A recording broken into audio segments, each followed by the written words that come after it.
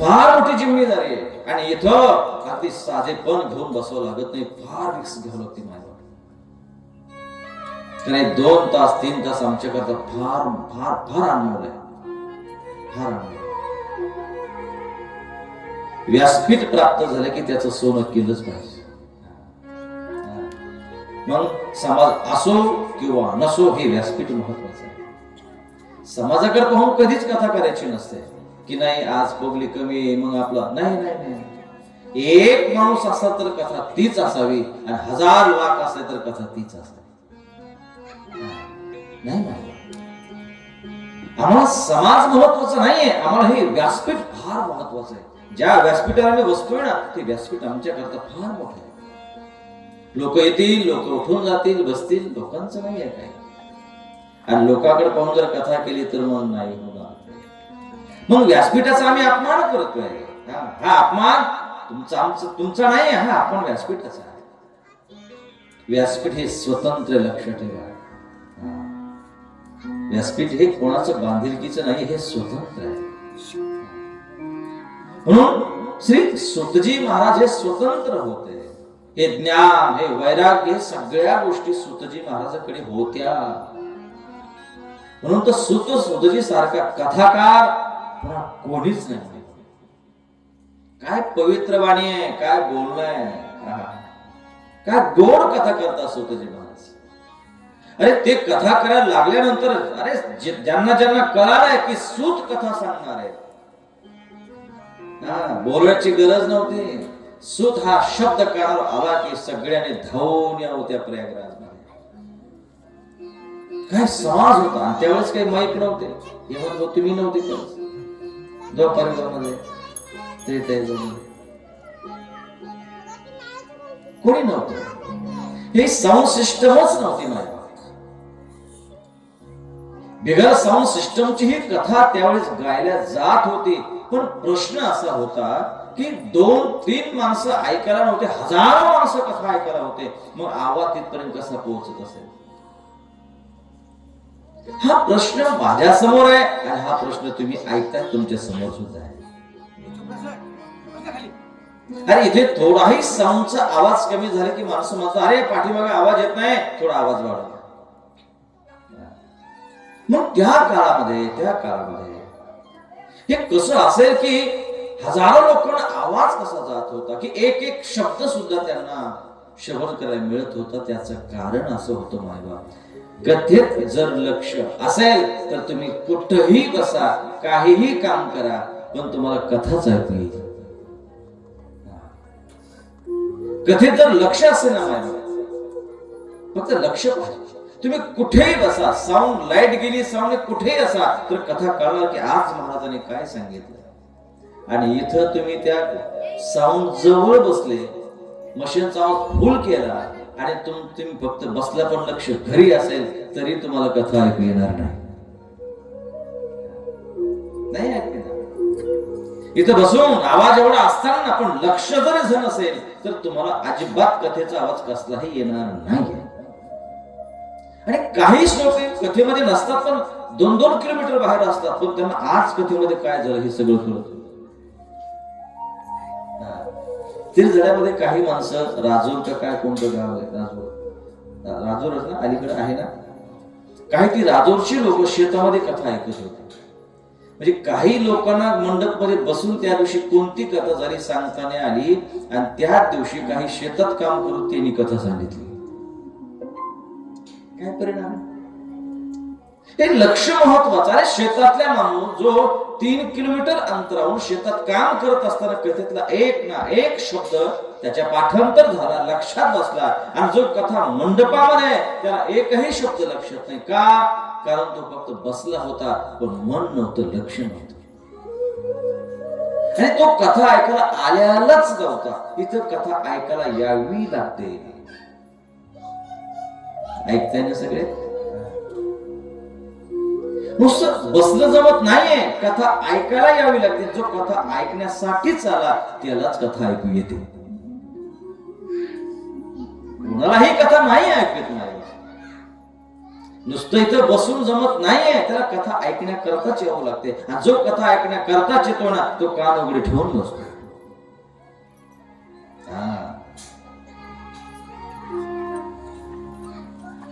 मी काय हे सांगतोय, आपल्या काम जसं आपल्याकडे दिलंय ना, ती एनर्जी आपण घेऊन जात असतो. बरोबर आहे का? जे काम करायला आपलं काम जातोय कोणतं करायला, हे महत्वाचं आहे. जे काम करायला चालू ना, ती एनर्जी आपण घेऊन जात असतो. तसं कथा करायला जातोय ना, मला जायचंय कथा ऐकण्याकरता. मग कथा ऐकायला जो जातो ना, त्याला कथा 100%च ऐकू येते. पण जो उग जातो, चला घरी काय बसवणार, तर घरी दुपारी कोण राहत नाही, कथा चालू झाली मग इथं करमत नाही, तिथं जाऊन बसू. जी अशी भावना घेऊन इथं आलेली आहेत ना, त्यांना इथं बसून सुद्धा कथा ऐकू येत नाही. मी सोप्या भाषाच म्हणतो की कथा ऐकायला यावी लागते बाबा. नुसतं हे ओझ घेऊन नुसतं जाणून ठेवायचं ना, आपलं बाहेर फिरत बसायचं जमत नाही. हे माध्यम, हे शरीर जे म्हणताय ना तुम्ही, हे फक्त माध्यम आहे, हे साधन आहे माझ्या, साध्य नाहीये. हे काय साधन आहे, साध्य नाहीये. की या साधनानं आपल्याला परमेश्वरापर्यंत जायचंय. साध्य नाही म्हणजे मी सांगेल साधन आणि साध्य तुम्हाला, की आपण आलो कशा करता, जायचं कुठं, आपल्याला काय करायचंय आपल्याला. हे फार सुंदर विषय त्या ठिकाणी आलाय. आणि हाच प्रश्न केला होता ना, की हे सूत, आम्हाला फक्त आमचा परिचय द्या, की आम्ही कुठून आलोय आणि कुठं आलोय, आणि आम्हाला इथं येऊन काय करायचं आणि जायचं कुठं. कुणाला माहितीये? गजानन भाऊ, परिचय तुमचा स्वतःचा आहे का? मी आलोय कुठून, कोणत्या भागातून मी आलोय, ते तुमचा तालुका जिल्हा तिथला माहिती का? जिथून आपण आलोय नाही माहिती. आपण आलोय कुठून हे माहिती नाहीये, कुठं आलो हे माहिती नाही. तर ठीक आहे, इथं आलो ना आपण, इथं नेमकं करायचं काय, हे शरीर भगवंतांनी दिले ना, कशा करता दिलंय, या शरीराने करायचं का, काय साध्य करायचं, एवढं सुंदर शरीर भगवंतांना दिलंय. काय डोळे सुंदर आहेत, त्या डोळ्याने आपण सगळं पाहू शकतो, सगळी सृष्टी पाहू शकतो. काय करोडोची संपत्ती भगवंतांना दिली ना. करोड नाही, याची किंमतच लावता येणार नाही. बरोबर आहे? काय किंमत लावणार, कोणत्या अवयवाचा हिशोब लावणार. अरे एक डोळा लावला 25-30 हजार रुपये लागतात. बरोबर आहे? एक किडनी गेली की 7-10 लाख रुपये लागतात. एक ऑल गेला की 7-10 लाख रुपये लागतात. हृदयाचं ऑपरेशन म्हणलं की मग कोटीनेच पैसे द्यावा लागतो. मेंदूचं ऑपरेशन काय बनवलं बघून. एक हिशोब जर लावला ना माय बाप, तर ह्या अवयवाचा हिशोबच लागणार. एवढी करोडोची संपत्ती भगवंताने दान कस काय दिली. आणि ज्या ते आपल्याला दिली ना, त्या ते काहीतरी भगवंताचा हेतू असेल. कोणी कोणाला उगाच काही फुकट देत नाही. एक व्यावहारिक ज्ञान, बरोबर नाही ना. कोणी कोणाला कोणतीही वस्तू कोणालाही देत नाही. मी फार सोपं सांगतो, कळेल तुम्हाला. देताल का तुम्ही? कोणालाही काही मागितलं देताल का? नाही.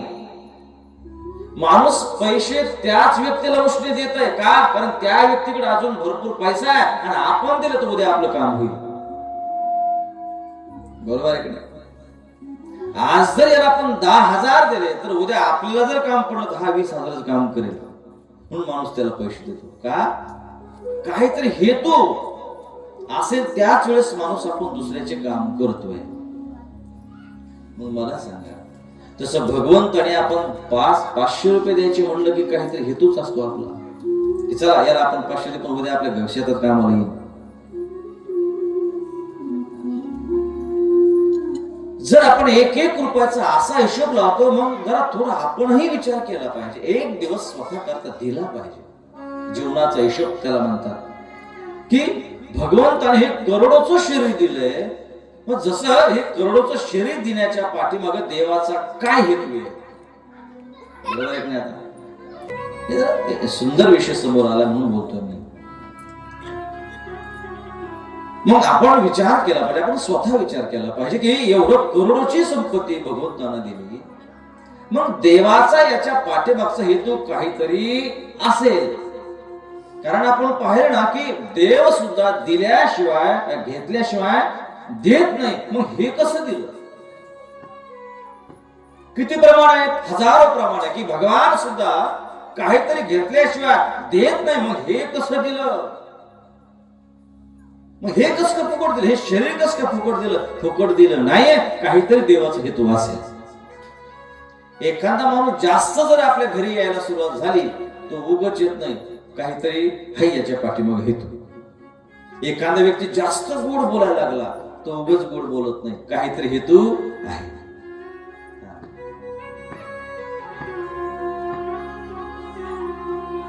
हेतू असल्याशिवाय कोणीही कोणाला गोड बोलत नाही, काहीतरी हेतू असतोच नाही. मग आपण याचा विचार केला पाहिजे. व्यवहारदृष्ट्या सांगतो मी फार साध्या आणि सोप्या भाषेत सांगण्याचा प्रयत्न करतो की तुम्हाला कळावा या जीवनाचा अर्थ काय. आपल्या स्वतःचा परिचय आपल्याला कळणं हे फार महत्वाचं आहे की आपण आहोत तरी कोण, काय कर्तव्य आहे, काय हेतू आहे आपल्या या मनुष्य जन्मात येऊन. आणि मग भगवान जर त्या ठिकाणी काही घेतल्याशिवाय देत नाही, मग देवानं ही करोडोची संपत्ती दिली का, हा प्रश्न आहे. का दिली, कशामुळे दिली, काय असेल त्या भगवंताचा हेतू. ते हेतू जाणून घेणं फार महत्वाचं आहे. आणि हे प्रश्न कधी निर्माण होतात माहितीये का? अगोदर प्रमाण वाचा. काय, अरे देव तर आम्ही एका ठिकाणी वाचलंय की देव हा घेतल्याशिवाय काही देत नाही, मग देवानं शरीर कसं फुकट दिलं. हे आपल्या मनात येणं फार प्रश्न उत्पन्न झाले पाहिजे नाही. आणि जो सूक्ष्म पद्धतीने कथेतल्या एक एक शब्दाचा विचार करतो त्या चरित्राचा, त्यालाच प्रश्न निर्माण होत असतात. जो शिक्षक अभ्यास घेत असताना, शिकवत असताना ज्या विद्यार्थ्याचा अगदी सूक्ष्म पद्धतीने लक्ष आहे, त्याच विद्यार्थ्याला प्रश्न हे निर्माण होत असतात. ऐका, गोड विषय नाही. आपल्याला फक्त आपल्या येण्याच्या पाठीमागचा आणि भगवंताचा हेतू जाणून घ्यायचा कथेच्या माध्यमातून की खरं त्या भगवंताचा काय हेतू असेल आपल्याला पाठवण्याचा. इथे हे करोडोची संपत्ती देत असताना त्याचा काय काय हेतू आहे त्या देवाचा, काय हेतू असेल, काय हेतू असेल हे जाणून घेतलं पाहिजे. नको कोणाचं कर्ज आपल्यावर, नको आहे कोणाचंही कर्ज असेल तर फेडावंच लागतं. आणि जो फेडणार नाही त्याला भोग भोगावेच लागतं, त्याला दुःख भोगावं लागतं. मग हे भगवंताचं कर्जच आहे ना, आपल्याला हे एवढं शरीर दिलं म्हणल्यानंतर हे कर्जच आहे माझं. पण भगवंताने हे दिलं का, कशामुळे दिले याचा विचार करणं हे आपलं काम आहे.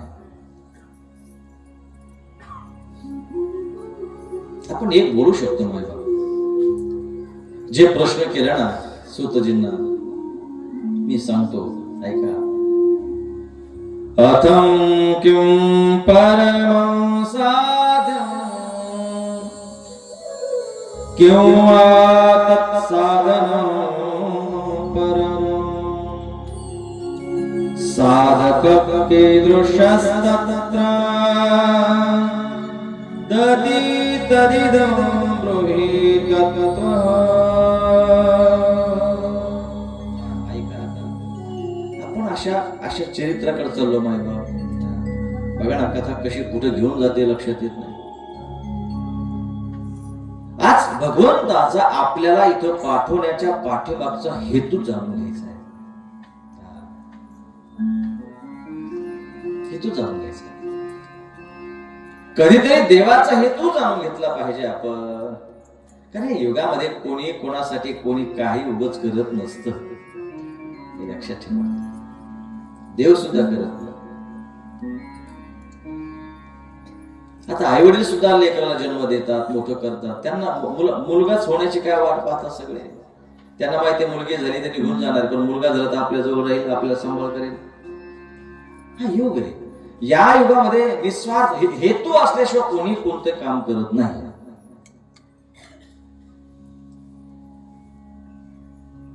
काही साध्य होत असेल तर लोक करतात, रिकामं काम कोणी करत नाही.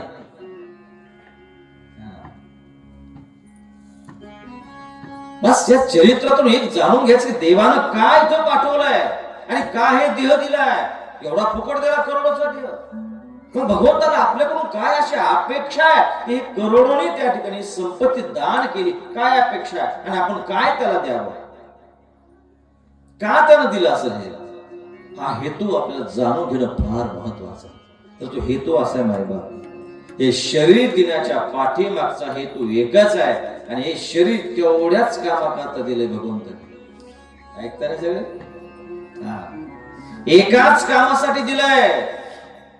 पण आपण भगवंताचा हेतू विसरून दुसरेच काम सुरू आहे. पण ऐका, आता कथेच्या माध्यमातून हे भगवंताचा हेतू कळून जातो, आपल्याला लक्षात येतो. आणि हे सगळं जाणून घेण्याकरता देव या पुराणाच्या रूपानं भगवंतानं जन्म घेतला की नाहीये अजून माझ्या मनातले हेतू मी काय शिर दिलं का हे लोक विसरून गेले. माझा व्यवहार, पहिला जो व्यवहार झाला आपला तो भगवंतापासूनच प्रारंभ झाला. देणे घेण्याचा जो व्यवहार झाला ना पहिला देवाशी झालेला आहे. पण देवाचा व्यवहार ते बिचार बोलत नाही.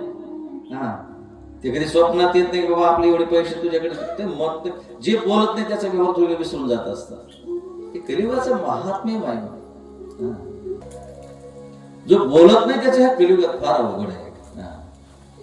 मग तो नाही बोलला म्हणून भगवंताचा जो प्रथम जो व्यवहार झालाय तो विसरले लोक. कोणाचा व्यवहार लक्षात आहे? देवाचा झालेला.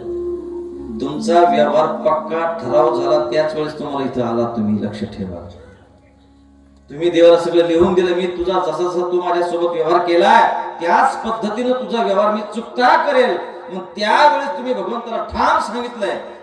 माझ्या विश्वासी सही केली तुम्ही बॉन्डवर, त्या कागदपत्रावर, आणि नंतर देवानं तुम्हाला इथं पाठवलं आणि इथं आले तुम्ही कागदपत्र टाकली फाडून. मेन पहिला गद्दारपणा माणसाने सुरुवात केला तो देवापासूनच सुरुवात केला. पहिला गद्दारपणा आपण जो सुरुवात केला तो भगवंताशीच केली आपण गद्दारी. कारण तिथंच आपण असत्य वागलो. त्याचा व्यवहार आम्हाला माहिती दुसरं काय व्यवहार झाला. पहिली लबाडकी आपण केली ना ती भगवंताशी केली. मला तिथूनच प्रारंभ केली आपण. लक्षात ठेवा.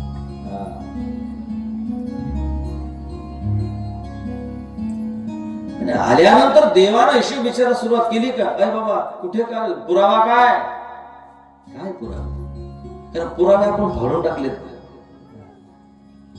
नाही का? परत परत या पुराणाच्या निमित्तानं देवानं जन्म घेतला आणि या पुराणाच्या निमित्तानं तो परत सांगतो की माझ्यासोबत असा व्यवहार झालाय. सावध व्हा, जागी व्हा. आणि देव या निमित्तानं आपल्या समोर आलाय आणि आपला जो व्यवहार झालाय ना तो व्यवहार सांगायला प्रारंभ करतो. काय व्यवहार आहे? काय करायचंय? कोणता व्यवहार झालेला आहे? व्यवहार सांगतो मी तुम्हाला काय झालेला आहे. ऐका. अथम किं परम साध्य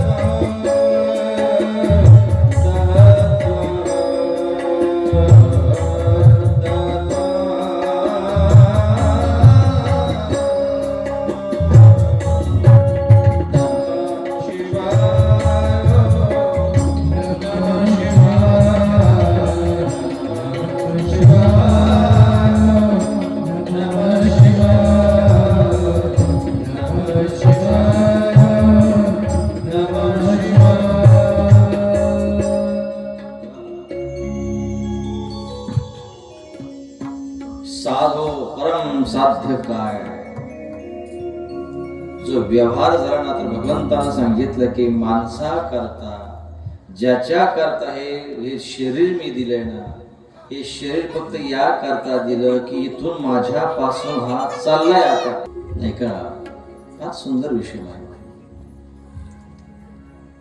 हे आपला हेतू किंवा भगवंताचा इथं पाठवण्याचा हेतू देव आज प्रगट करतात. लक्षात ठेवा.